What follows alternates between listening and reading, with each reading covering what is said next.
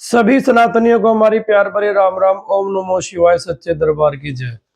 धर्म प्रेमियों, माघ मास के इस पवित्र पावन अवसर पर इस विशेष महोत्सव में हम लोग अपने जीवन के विकास के लिए स्वयं को परमपिता परमात्मा के समर्पित करते हुए अपने जीवन के समय में से कुछ अमूल्य समय जो है, कुछ अमूल्य जो मिनट जो हैं, वो परमपिता परमात्मा के चरणों में सौंपने की कोशिश कर रहे हैं। हम लोग अपने उस समय में से कीमती समय को परमात्मा को दे देना चाहते हैं और बदले में हम परमपिता परमात्मा से मांगते हैं कि हमें सद्बुद्धि दो, सात्विकता दो, हमें अंधेरे से प्रकाश की तरफ ले चलो और हमें अपने श्री चरणों के नज़दीक जो है वो ले जाने का एक प्रयास कीजिए। और हम कोशिश करेंगे कि परमपिता परमात्मा के निकट नज़दीक या उनके प्यारे, उनके लाडले बन के हम लोग अपना जीवन व्यतीत करें। और हमारा जो है वो सौभाग्य होगा अगर हम परमपिता परमात्मा की बताई हुई एक भी बात पे अमल करके अपने जीवन का विकास कर पाए। तो ऐसे ही विकास करने के उद्देश्य से हमने ये माघ मास के महात्म की कथा जो है वो शुरू की थी। और माघ मास की इस कथा को शुरू करते हुए अब हम इसके समापन की तरफ बढ़ चुके हैं और कुछ ही 5-4 दिन ही रह गए हैं। हम लोग इस कथा का भी समापन कर देंगे। कल जो है हम उस कथा को श्रवण कर रहे थे जिससे जो है वो बड़े-बड़े प्रेतों की मुक्ति जो है वो माघ मास के संगम के तट पे स्नान करने से हो जाती है।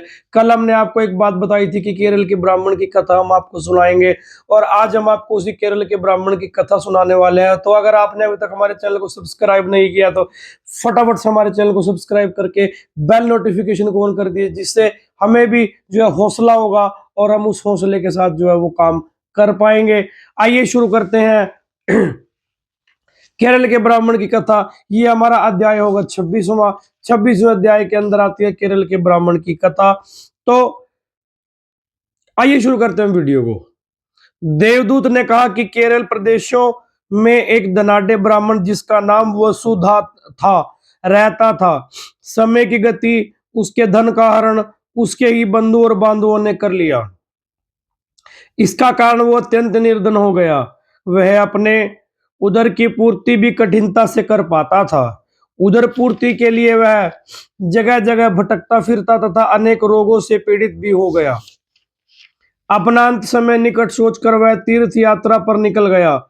समय की बलिहारी एक दिवस भूख से पीड़ित विंध्याचल पर्वत पर उसका प्राणांत हो गया।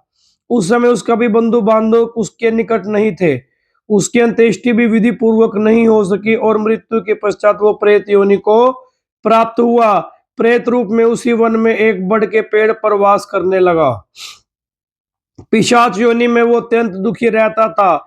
वो निरंतर सोचता कि पिछले जन्म में उसने जाने अथवा अनजाने में कोई दुष्ट कर्म तो नहीं किया, फिर उसको उसे ये पाप योनि क्यों मिली। दिव्य दृष्टि से उसको पता चला कि अनेक जन्म पूर्व उसने कुछ दुष्कर्म किए थे तथा ब्राह्मण योनि में वह विद्वान होते हुए भी अधर्मी बना रहा।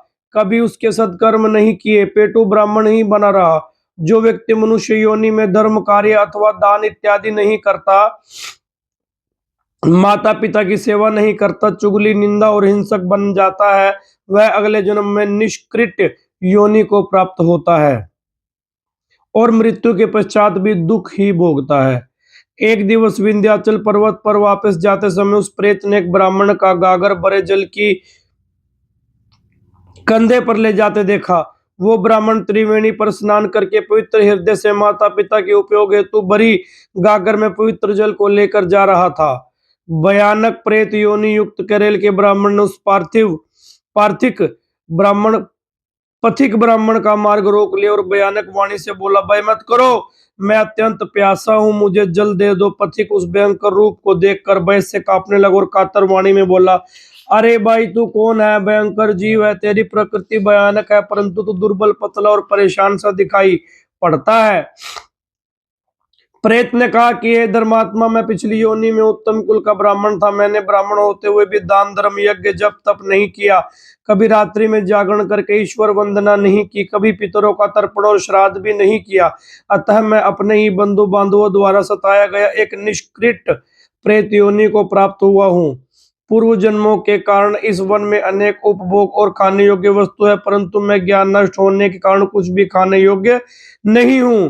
तुम्हारे भरे जल की गागर को देख मुझे पिछले जन्म का स्मरण हो आया है, अतः प्यास जागृत हो गई है। वैसे मैं प्रेत योनि को केवल वायु पीकर सर्पों की तरह ही जीता हूँ।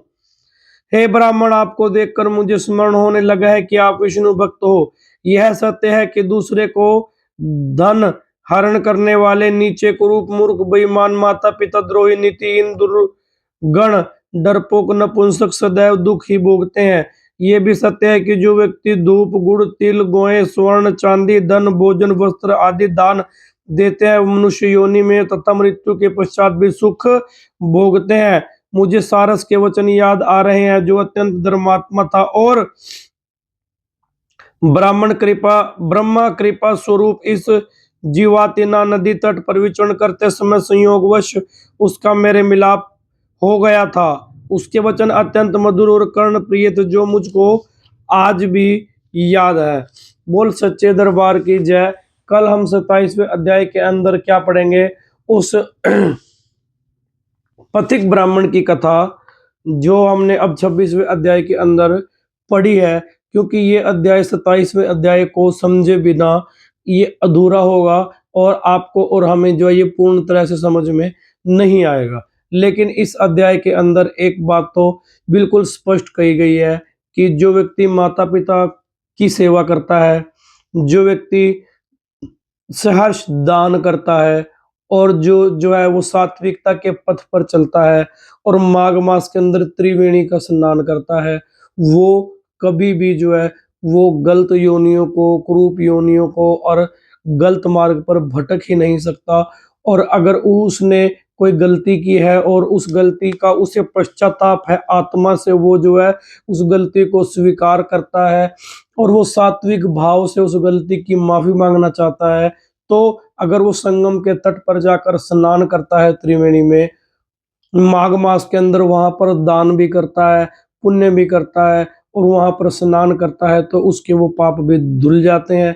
इन्हीं विचारों के साथ लेते हैं आपसे विदा। कल मिलेंगे आपको एक अच्छी पथिक ब्राह्मण की कथा को लेकर। अगर बोलने में कुछ कमी रह गई है वो हमारी अपनी है, और अगर कुछ अच्छे शब्द निकल गए हो जो आपको अच्छे लगे हो तो कृपया हमें नहीं परमपिता परमात्मा को धन्यवाद करें, क्योंकि वो ही आपको और हमें वो कुशल वाणी बख्शते हैं जिससे हम परमपिता परमात्मा के गुणों का जो है वो बखान कर सकते हैं। जो हम सात्विकता की जो हम कुछ विचार दे पाते हैं या ले पाते हैं, वो उस परमात्मा की कृपा से ही ले दे पाते हैं।